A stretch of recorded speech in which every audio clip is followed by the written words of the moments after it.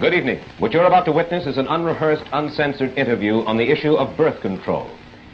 It will be a free discussion of an adult topic, a topic that we feel merits public examination. My name is Mike Wallace. The cigarette is Philip Morris.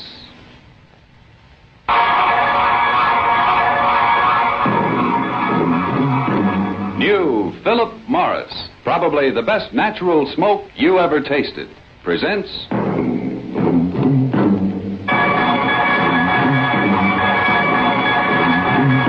The Mike Wallace Interview. Tonight we go after the story of the woman who violated convention and bucked powerful opposition to lead the birth control movement in America. You see her behind me. She is Mrs. Margaret Sanger, who was thrown into jail 8 different times for her efforts. If you're curious to know why Mrs. Sanger has devoted her life to the birth control movement, if you'd like to hear her answer to the charge that birth control is a sin, and if you want to get her views on politics, divorce, and God, we'll go after those stories in just a moment. My guests' opinions are not necessarily mine. The stations are my sponsors, Philip Morris Incorporated, but whether you agree or disagree, we feel that none should deny the right of these views to be broadcast. One might say that the basis of this program is fact and fiction. And using that yardstick, I'd like to apply it to something I usually talk about at this time, and that is this: Philip Morris cigarettes. Here's why I smoke them and enjoy them. Fact 1. Today's Philip Morris is no ordinary blend. It's a special blend of domestic and imported tobaccos. Opinion? My taste may be different from yours, but on this I think we can agree. This cigarette tastes natural. I think you'll like it. Fact 2. Today's Philip Morris is made of mild, lighter leaf tobaccos. Opinion.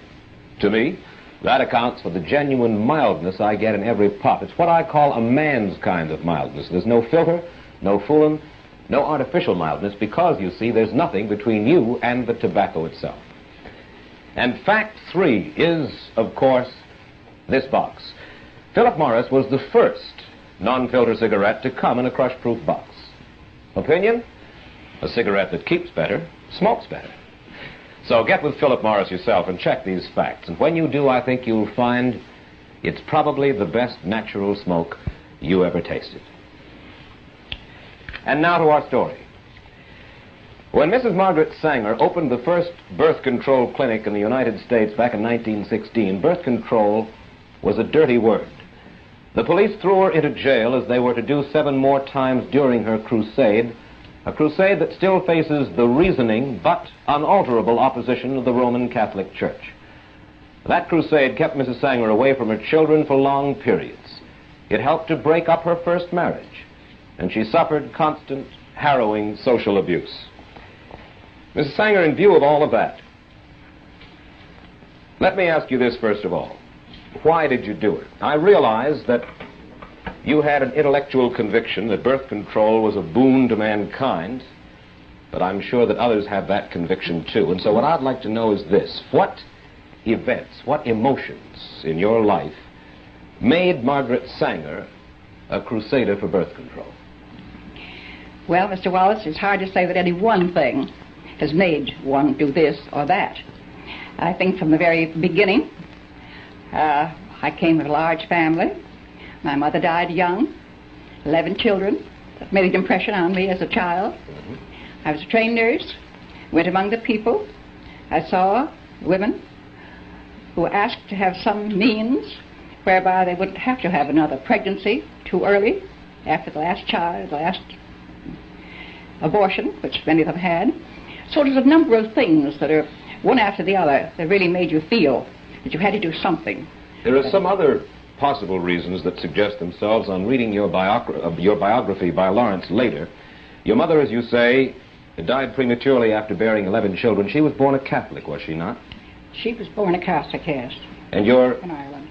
Your father was a sort of a village atheist who clashed with church authorities, and because of his atheism, his earnings dwindled under community pressure. You and your brothers and sisters were known as, quote, children of the devil, end quote. Could it be, then, that in part at least, you were driven emotionally toward the birth control movement because of antagonism toward the church, because that was a way to fight the church? No, I don't think I had anything of the kind in mind. I was what I would call a born humanitarian. I don't like to see people suffer. I don't like to see cruelty, even to this day. And in nursing, you see a great deal of cruelty and unnecessary suffering. At that time, there was no opposition as far as the church was concerned, any church. It was mainly the law, the federal law and state laws that one had to think of. The church was not in my mind at all. Well, in going after your motive, then, and I will press you just a little bit more about that and then get to the specifics of this evening, but in your motive, in the movement, is it possible that the movement itself, the feeling of wanting to do anything that you felt was important, that perhaps that moved you a good deal? Because the fact remains that you led a movement against overwhelming pressures that stemmed back for centuries, and in doing so, according to your autobiography, you even left your first husband. And you wrote this to a friend, Mrs. Sanger. You said, "Where is the man to give me what the movement gives in joy and interest and freedom?" Now, what was this joy, this freedom that you craved? Well, I don't remember that letter, who it was written, but I think that it was not a question of marriage at all. There was a certain satisfaction in doing something that was going to alleviate the sufferings of women in particular, and I was quite a feminist at the time. Obviously. And yes, and I naturally didn't want to see women take all the suffering of childbearing and of pregnancies. So it was a pleasure, in a sense, to think that you were striking at an archaic law, which it was. It's put on the statute books by Anthony Comstock some years ago, and no one had stood up against it. No one had tried to change the laws. And at that time, not even a doctor had a right to use the United States mails and common carriers for books, for learning, for anything that he had to do with this question. It was considered obscene. The whole question was considered obscene. Mrs. Sanger, you have helped to spread the birth control movement not only here in the United States, but in Europe and the Orient as well. Why? Why is birth control of such vital importance internationally? Is it just to save women suffering? Is that the only reason in your mind? Well, not entirely. The population question is a great concern today, and the rate at which the births come in to we're saving them now. At one time, when children died, they didn't have the food. Today, our population all over the world is getting certainly better consideration and better conditions than they had at the time that I was there. I went to every country because I was invited. And I didn't go into the country myself. I was invited to go to Japan and to speak there, have 8 lectures on the question of birth control and peace. Well, do you believe that birth control is essential if we want to keep millions of people across the world from starving? Is that your thesis? Say it again. Do you feel that birth control is essential to keep millions of people across the world from starving? Well, I think that birth control, if you keep your population more or less static until you pick up your resources, certainly you'll keep them and prevent their starving. Well, what's more important, birth control or picking up the resources? Well, picking up the resources, there's just a limit to that, too. There's just so much. Take Japan. And she cannot feed. They've had the best experts come there when MacArthur was there. And the best experts have said they have 20 million more people than they can feed. She's got to be fed outside in some way. She's got to have that kind of help if she's going to keep from fighting. But certainly around the world there is potential agricultural land that is not being properly used now. Just this past year, on May 21st, the New York Times summarized an important study of the world's food resources made by Professor James Bonner of the California Institute of Technology. Professor Bonner says the world is not using 1 billion acres of potential agricultural land, and he adds that if this land were used and present agricultural land were improved, the entire world could be fed adequately, even if the population increased by 1/3 in the next 50 years. Oh, Mr. Wallace, you hear so many fantastic things of what can happen, what may happen. This and that, I've heard it for the last 30 years, at any rate, of what could be done, but it's never done. And the thing is, what is it now? What have we got today? A very distinguished woman spoke to me about Arizona. And she said, I wish you wouldn't talk about population. She said, all the population of the United States could be put in one state. And I said, what state? She said, Arizona. I said, did you ever hear of caliche? She didn't know that I was talking about a delicatessen or what. I said, well, caliche is harder than any rock. And it is about 3 inches below the ground, where it looks beautiful. It looks as if you could have food. It looks as if you could have corn or wheat or cotton. But as a matter of fact, you have to dynamite caliche out of the ground in order to have a little shrub, have a little grass or a few flowers. So there are many problems that when it comes to that. And the demographers, I never heard of anyone that would agree with that we could have another in the world. Another third. Well, you say that originally the opposition was in all law, and you have to fight against that. Today, your opposition stems mainly from where? From what source? Well, I think that the opposition is mainly from the hierarchy of the Roman Catholic Church. Of the Church. Well, now hierarchy. Of the hierarchy of the Church. You feel that the parishioners themselves, the lay people in the Church, are not against birth control? I feel they come to all of our clinics just the same as the non-Catholics do. Exactly the same. Well, let's look at the official Catholic position. Opposition to birth control. I read now from a church publication called The Question Box. In forbidding birth control, it says the following. It says, the immediate purpose and primary end of marriage is the begetting of children. When the marital relation is so used as to render the fulfillment of its purposes impossible, that is by birth control, it is used unethically and unnaturally. Now, what's wrong with that position? Well, it's very wrong. It's not normal. It's not, it has the wrong attitude toward marriage, toward love, toward the relationships between men and women.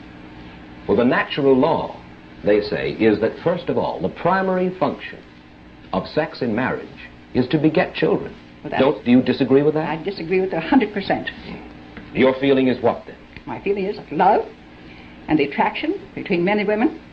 In many cases, the very finest relationship has nothing to do with bearing a child.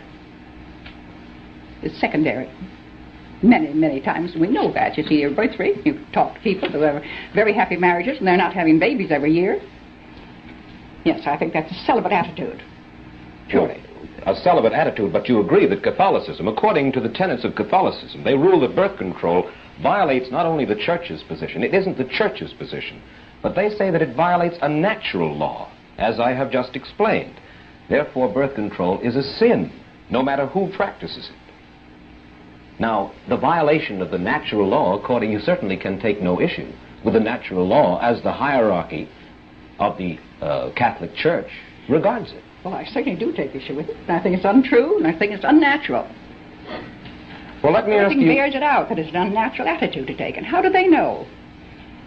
I mean, after all, they're celibates. They don't know love. They don't know marriage. They know nothing about bringing up children or any of the marriage problems of life. And yet they speak to people as if they were God. Let me ask you this question. Suppose a healthy, a well-to-do couple decide for some reason never to have children, use birth control all their lives. Would you say that your methods are being misused, Mrs. Sanger? Now, if they were intelligent people and they had some reason for thinking of children as a responsibility, or some disease that they might have that they wouldn't like to pass on to a child. And I think it would be a very unselfish attitude for them to take if there is a disease. No, I say a healthy, well-to-do couple, a couple that just doesn't want children, and for that reason they use birth control all the way. Well, do you think that that is a misuse of your methods? I don't think it's a misuse. I think if they're intelligent adults, but they must know what they want. They must manage their lives themselves. And certainly there's nothing in birth control than there is in other things that you might deny yourself. I've asked you your motives a little while ago at the beginning of the program, your motives in working for birth control as hard as you have for as many years as you have. You reject the principal Catholic argument against birth control as being totally invalid. What do you think is the reason, the motive of the Church in forbidding birth control? You'd have to ask a Catholic that. I couldn't say what their motive is. Well, you couldn't say officially what their motive is, but you certainly must have an opinion about it, Mrs. Sanger. Well, I don't have much to do with the hierarchy. And I know that the people that come to our organization and want to have the same methods, or whatever it is that one can have to prevent a pregnancy, that those women will say to us, we ask their religion very often, and they say, I am a Catholic, I was raised in the Catholic Church, my church is wrong on this. This is the one thing. I will never be anything else, but my church is wrong on this one thing. And that is said over and over and over again. So what the motive is. Well, you won't hazard a guess.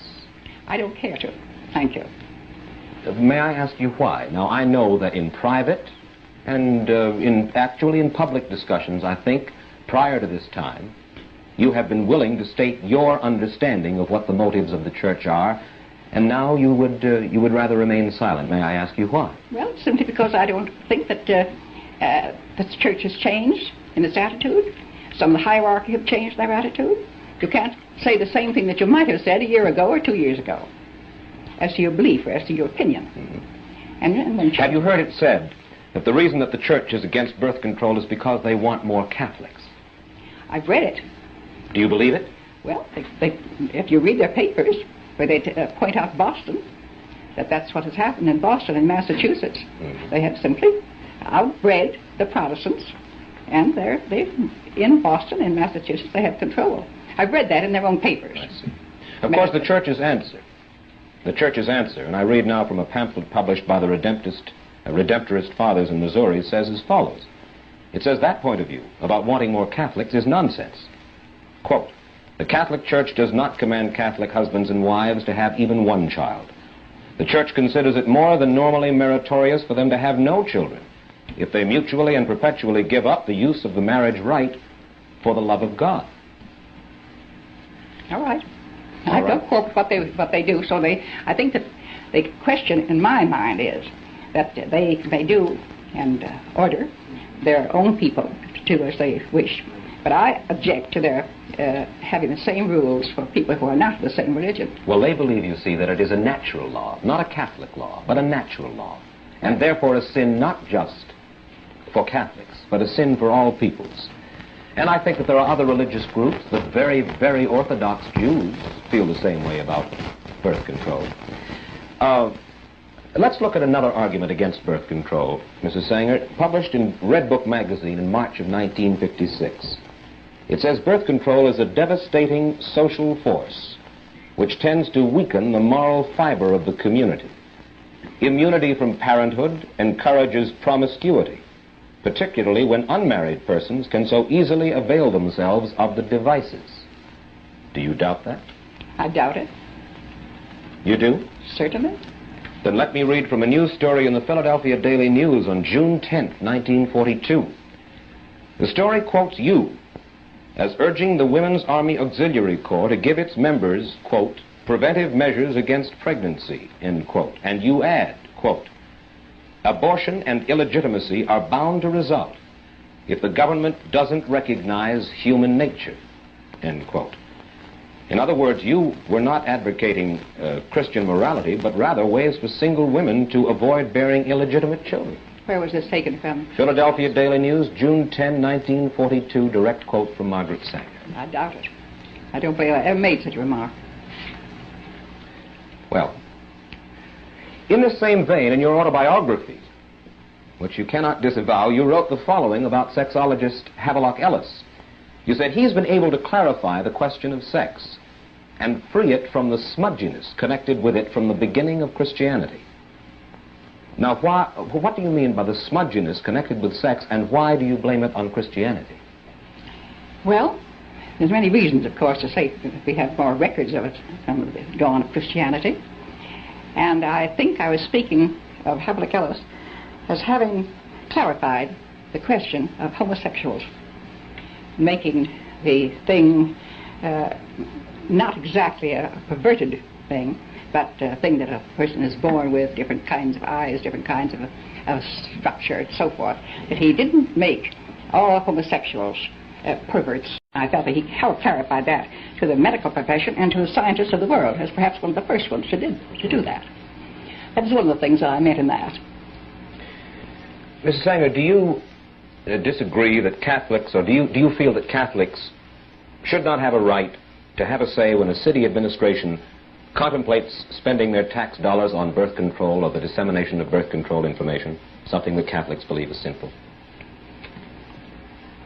That they have a right to say what they... Do you feel that they don't have a right to have a say when a city administration contemplates spending their dollars, tax dollars, on birth control? For instance, here in New York, Catholics comprise about 45% of our population. They're the largest single group. Well, don't you think they should have the democratic right to lobby against having their money spent, their tax money spent, for something that they consider evil? Well, I suppose they have a right. They certainly do it. But so have the others. They're only 45% of the population.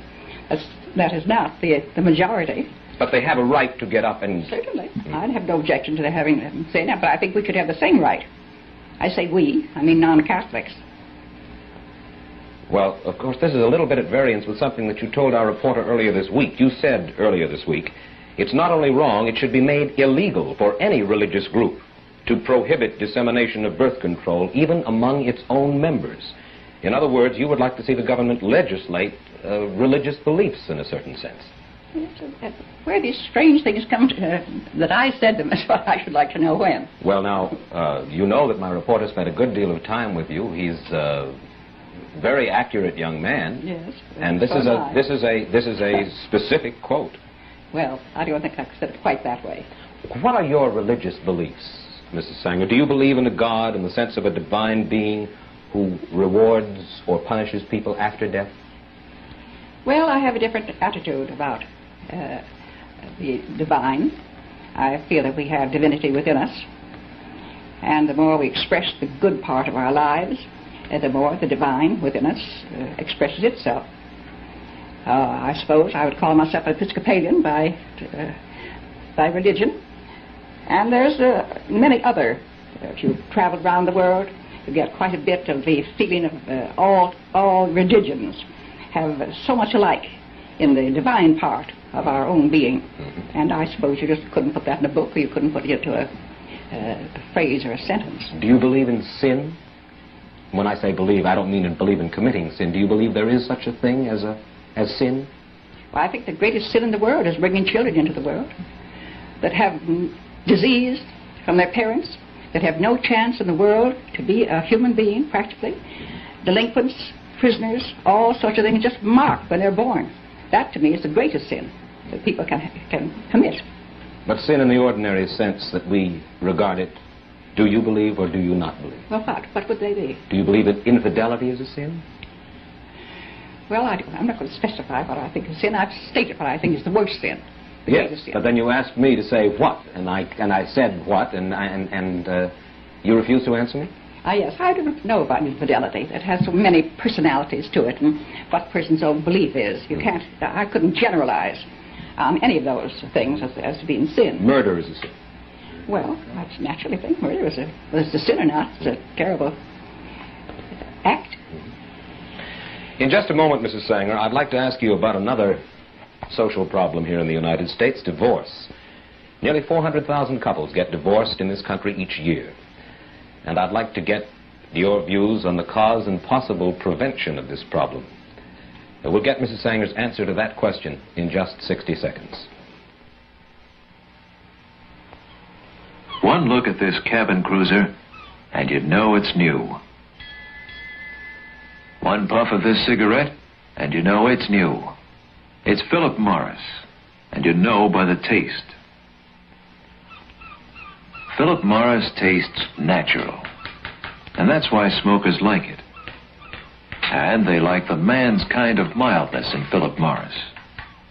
No filter, no fooling. Nothing artificial between you and the tobacco itself. And the box, here's something else smokers like. It's practical, crush-proof. If you haven't smoked a Philip Morris lately, get with it. You'll find a natural taste, a man's kind of mildness, a crush-proof box. Get with Philip Morris, probably the best natural smoke you ever tasted. Get with Philip Morris in regular pack or crush-proof box, probably the best natural smoke you ever tasted. Now then, Mrs. Sanger, there are nearly 400,000 divorces or annulments in America each year. What, and this is hard to do in the short time, of course, that we have, what would you recommend to cut down our divorce rate? Well, as a great many of our clinics are including in the work that they do in birth control clinics, having marriage counseling. So when the woman or the man come and complain of their marriage on the skids, we invite them to come and have special talks with some of our psychiatrists or others who are making a study of that all over the country, where we have about 500 clinics. They almost all include marriage counseling and marriage direction. May I ask you this? Could it be that women in the United States have become too independent, that they've followed the lead of women like Margaret Sanger by neglecting family life for a career?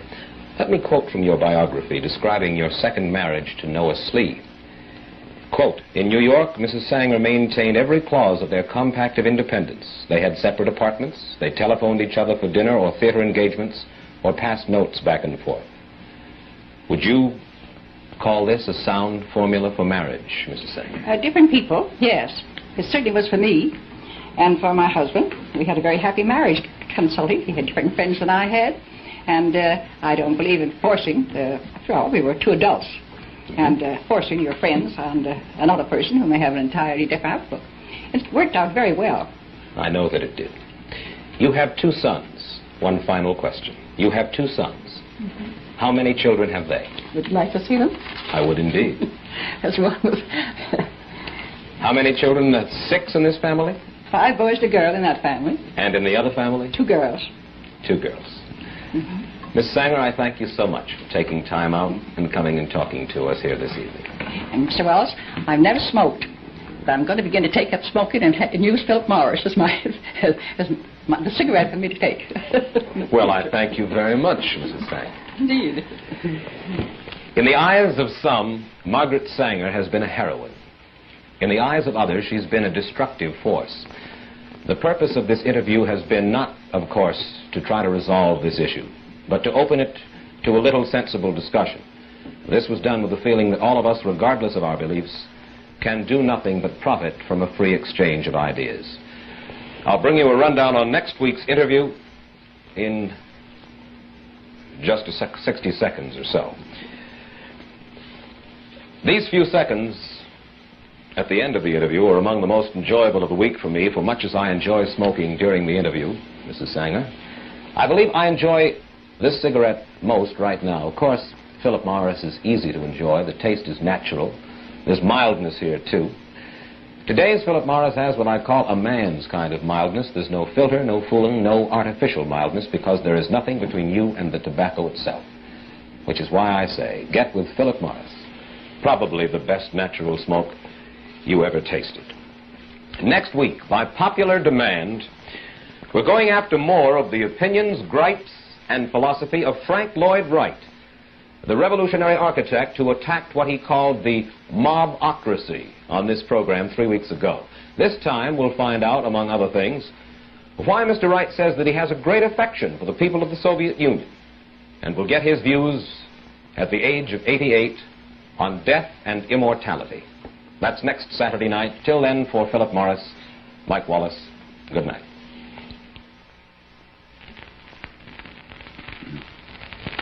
The Mike Wallace interview is brought to you by Philip Morris Incorporated, the Quality House.